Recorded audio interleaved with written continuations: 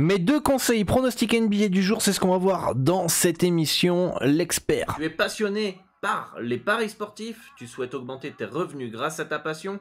Laisse-moi me présenter, je suis Aurélien Monod, plus connu sous le nom de Dorado, et je suis passé de livreur de pizza à parieur professionnel au Mexique. Alors cela fait 10 ans que je vis de ma passion et que j'aide les parieurs dans la francophonie à se créer un complément de revenus grâce aux paris sportifs. Si on a peut-être marre des arnaques dans ce milieu, c'est pourquoi je tiens à te dire que je suis un des rares parieurs à avoir un bilan 100% certifié par une plateforme externe et parmi les tout meilleurs de la plateforme. J'ai guidé des centaines de parieurs à travers mes vidéos, mes podcasts et toi aussi tu peux me contacter sur WhatsApp. Mon équipe te donnera ton plan d'action en fonction de ton capital, de ton niveau et ça totalement gratuitement. C'est unique en France, donc ne perds pas l'opportunité d'apprendre et de gagner à mes côtés. Je te dis à tout de suite sur WhatsApp et à très bientôt. Et bienvenue à tous dans l'expert, votre émission du lundi au vendredi où on analyse la carte NBA et je vous partage mes conseils pour faire vos pronostics du jour. Bienvenue à tous les nouveaux, n'hésitez pas à vous abonner à la chaîne YouTube, d'activer la cloche des notifications pour ne louper aucune des prochaines vidéos. Merci à tous ceux qui like, tous ceux qui commentent, ça fait plaisir de voir que vous appréciez le travail. Et avant de commencer, j'avais envie de vous inviter à rejoindre le Telegram. Vous avez le QR code à scanner à l'écran, vous aurez aussi le lien dans les commentaires épinglés et la description. Vous avez des pronostics gratuits. D'ailleurs, hier, on a passé un bet en Suède féminine qui est passé assez facilement, que je vous avais partagé gratuitement sur le channel Telegram. Je peux vous partager des notes audio avec des conseils exclusifs, etc. Et hier, on a créé un groupe de discussion pour pouvoir échanger tous ensemble. Donc, vous avez juste à rejoindre le channel Telegram ici et vous aurez le lien pour rejoindre le groupe aussi, donc n'hésitez pas à nous rejoindre. On est déjà à plus de 5000 sur Telegram et ça fait plaisir. Merci à tous et tous ceux qui veulent leur plan d'action pour remplir leurs objectifs dans les paris sportifs. Vous pouvez me contacter sur WhatsApp. Vous avez aussi le QR code qui est juste en bas et le lien dans la description. Comme ça, moi, je vous accompagne pour que vous puissiez remplir vos objectifs. Voilà pour cette introduction. On va pouvoir passer au petit récapitulatif de la veille de la dernière vidéo YouTube avec le premier match. Les Clowns de Washington étaient sortis hier puisqu'ils ont perdu 140-101 face à Cleveland. Quatrième carton catastrophique défensivement, bref, défensivement catastrophique, donc évidemment Wizards plus 10 dans ces conditions n'avait aucune chance de passer. Donovan Mitchell qui marque 22 ou 23 points hier soir, on avait tenté le over 31,5 points à 1,952. On pensait que justement avec la no defense de Washington il allait pouvoir exploser, mais en fait on avait oublié un paramètre qui pouvait exister, le blowout, qui a fait qu'il n'a pas joué du quatrième quart-temps quasiment. Et donc il était resté bloqué à 22 points. Par contre il a bien scoré 4 paniers à 3 points dans cette rencontre. Match suivant, c'était les Pacers qu'on avait dans le club privé à 2,39 qui est passé. Victoire 142-130 face à Milwaukee. Le over 257 aussi qui est passé. Damian Lillard over 26,5 points qui ne passe pas encore un match décevant de Lillard. Mais ce qui fait plaisir, c'est que les Pacers sont passés pour les membres de mon club premium et ça c'est cool. On enchaîne en VIP et ça fait plaisir pour tous ceux qui me font confiance. Match suivant, c'était les Hawks qui recevaient le Thunder et les Hawks ont profité de la fatigue du côté d'OKC qui était en troisième match en 4 jours back-to-back et qui s'impose 141-138. Match offensif comme on l'avait plutôt dit hier. Dejounte Murray fait plus de 4,5 passes. Guidé qui fait un 2 sur 3 points, donc il a bien pris peu de volume, sauf qu'il a été un peu plus adroit que sa moyenne et malheureusement ça ne passe pas. Les Rockets qui continuent de faire couler les Nets qui enchaînent des vilaines défaites, victoire 112-101, pour Houston, le over 221 points qui ne passe pas, mais Fred VanVleet over 2,5 points, 3 points pardon, à 1,641 qui est passé. Le deuxième bet du club privé, c'était quoi? C'était les Raptors, moins 1 à 2,07. Là, je vous avais conseillé le Raptors à 2,02 qui est passé. Ils ont profité de l'absence, enfin pas l'absence, du troisième match en 4 jours back-to-back de Memphis et de la potentielle fatigue. Marcus Smart nous fait un mauvais match bien de merde. Et RJ Barrett, peu de réussite puisqu'il termine à 14 points. Il est à 14 points dans le quatrième quart-temps et il reste bloqué à 14 points et un panier aurait pu permettre de passer le cut. Anthony Edwards, moins de 29,5 points qui ne passe pas non plus. Pourtant, on était dans un scénario qui aurait pu être pas mal, un peu à la Donovan Mitchell, puisque il y avait eu une grosse domination de New Orleans quasiment tout le match. Alors l'écart est de 11 points au final, mais les Pélicans ont mené de 20-25 points à peu près toute la rencontre, et il a quand même joué dans le quatrième quart-temps pour scorer 35 points. Donc dommage que le blowout n'ait pas été en notre faveur pour ce PP.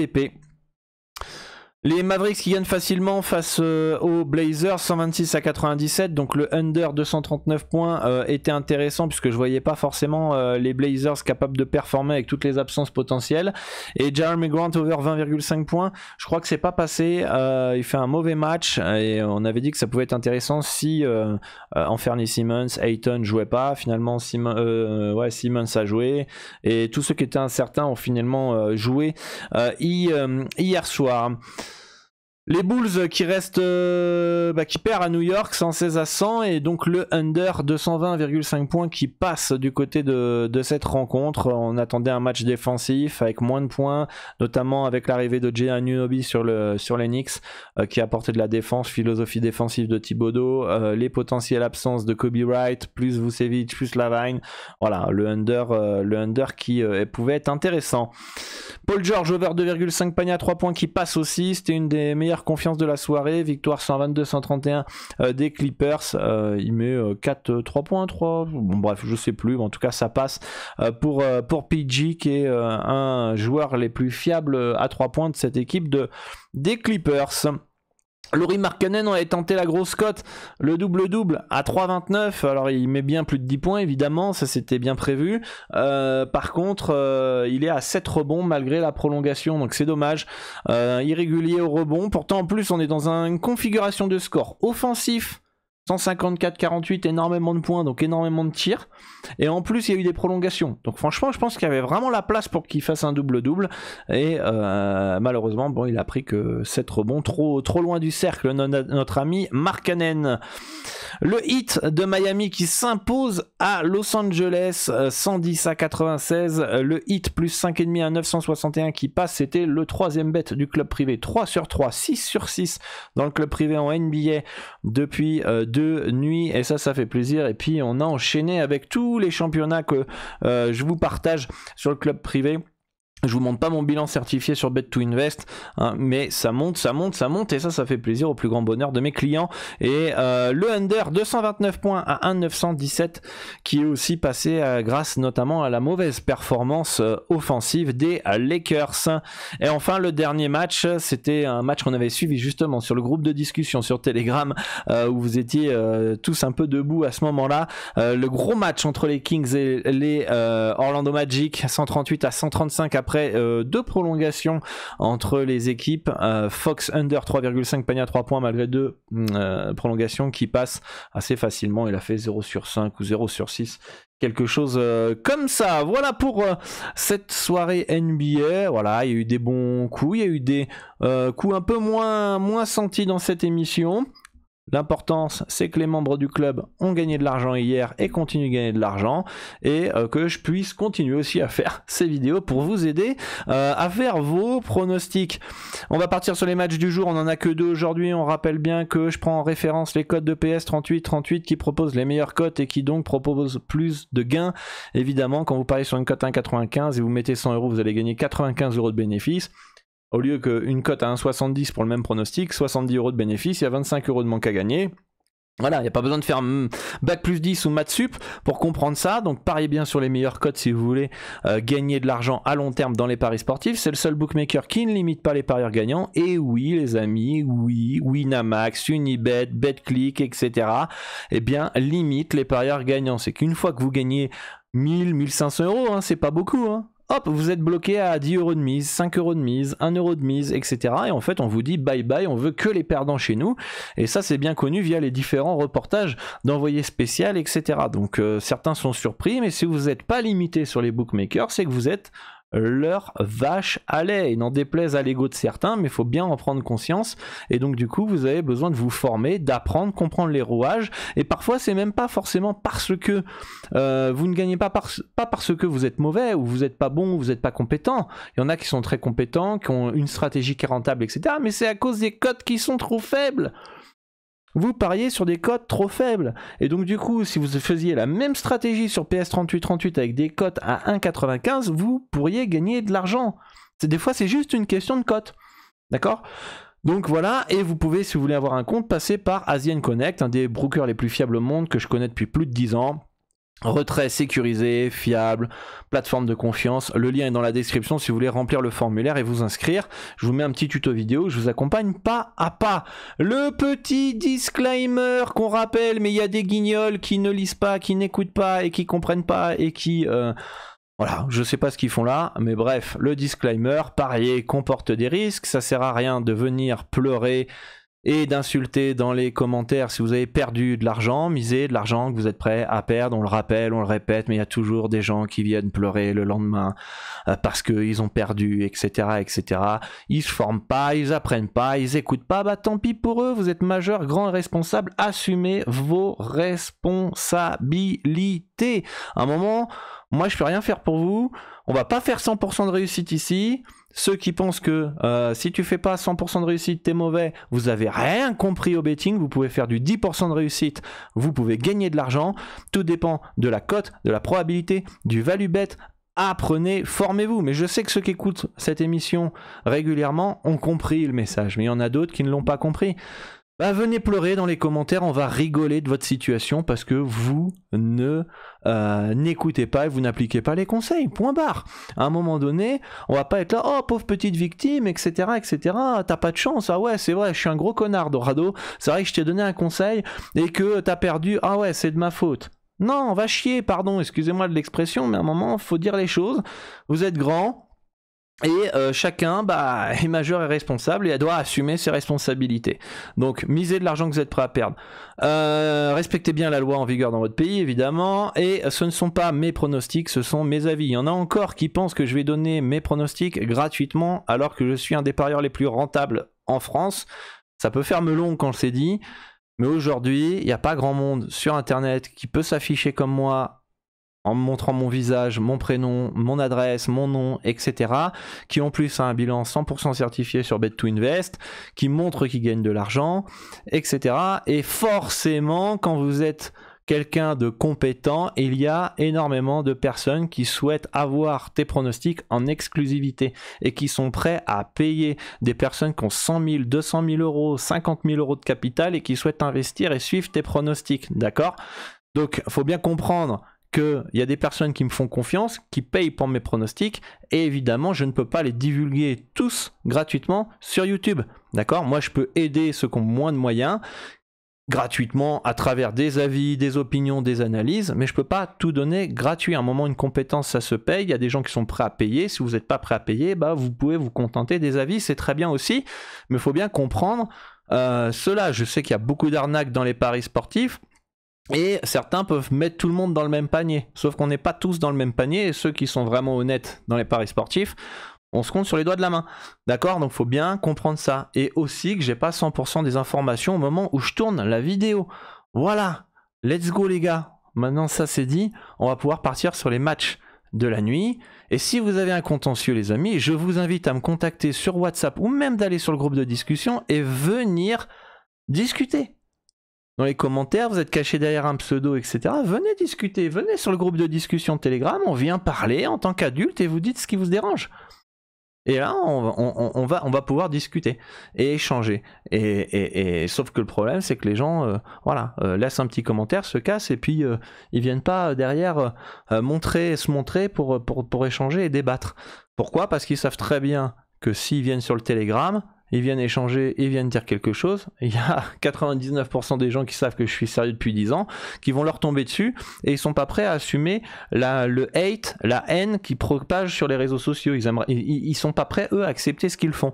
Donc voilà. Allez, go, on y va pour le premier match. Bon, rien d'intéressant. 120-128, victoire des Bucks ce soir, malgré un troisième match en 4 jours back-to-back. C'est le plus probable. Je pense quand même que la value reste sur les Spurs. Si on doit partir sur... on va dire le nombre de fois potentiel en probabilité de cote, etc. Cependant, pour moi quand même, il n'y a rien à faire sur cette rencontre, ni en performance joueur, ni en handicap, ni en over-under. Les Bucks doivent réagir. Ça va pas être un déplacement, je pense, facile non plus. Faut pas prendre de haut cette équipe des Spurs, mais je pense qu'après avoir perdu 2 fois contre Indiana, je pense que ça peut réagir ce soir. Après, attention à la fatigue potentielle du côté des Bucks pour ne pas tomber dans le piège de San Antonio. Allez, on part sur le deuxième match, un des plus intéressants de la soirée, c'est les Nuggets qui se déplacent à Golden State, 117-113 pour les Nuggets de Denver qui partent logiquement favoris, pas de value d'un point de vue handicap, par contre d'un point de vue over-under, je préfère le under 236 points. À Noël, je crois qu'il y a eu 230 points si je me trompe pas, ou under 236 qui est... je sais plus à combien il était, mais c'est passé où on a été remboursé, je crois que c'était à Noël, de très très peu, avec un gros quatrième carton avec beaucoup d'adresses, etc. Je pense que c'est une petite rivalité qui existe, c'est le champion aujourd'hui avec les anciens champions Golden State qui vont avoir envie de dire on n'est pas mort, et du coup il y aura peut-être une petite... revanche du côté de Golden State qui va peut-être imposer plus en défense, peut-être un peu moins d'adresse, etc. Après, attention, il y a du potentiel offensif des deux équipes, mais pour moi, la value, elle est plus sur le under que le over. Et évidemment, comment ne pas parier KCP over 1,5 panier à 3 points à 98. Alors là, on commence à en rigoler parce qu'à chaque fois, on le met dans cette émission. Mais généralement, KCP, en tout cas, pour ceux qui suivent l'expert depuis plus d'1 an, KCP est peut-être le joueur le plus rentable de cette émission. Le over 1,5 panier à 3 points est assez fiable entre guillemets. Il en met 2 en moyenne par match, donc une cote à 1,98 est plutôt belle. On l'a proposé pas mal de fois depuis le début de la saison. Évidemment, il l'a pas mis à chaque fois 2 paniers à 3 points, mais il l'a mis assez souvent. On en a même rigolé dans cette émission parce que c'est un peu abusé et que les bookmakers ne s'adaptent toujours pas sur ce joueur-là, qui a un profil et qui a un rôle de tirer à 3 points. Et il est plutôt fiable. D'accord. En plus, ça joue les Warriors qui tirent à 3 points, donc ça influence souvent les adversaires à faire de même. Après, évidemment, KCP est un joueur pour moi plus fiable. Si vous devriez le prendre à domicile après un match où il n'a pas marqué 2 paniers à 3 points. Ça, c'est un petit tip que je peux vous donner. Mais pour moi, ça, c'est un bon spot. Si le dernier match, il a pas mis, ou les 2 derniers matchs, il a pas mis 2 paniers à 3 points, qu'il est à domicile, qu'il joue en plus une équipe qui est en phase nulle en défense, ça peut être pas mal à tenter. Donc, à voir ce soir si sur le groupe de discussion Telegram, on en rigole avec KCP. Mais voilà pour cette soirée NBA très très petite. Pour cette nuit. Voilà, je vous remets le QR code si vous voulez rejoindre le Telegram et le groupe de discussion. Et moi, je vous dis à la prochaine pour une nouvelle vidéo. À demain. Et bonne chance pour vos pronostics. Ciao, ciao.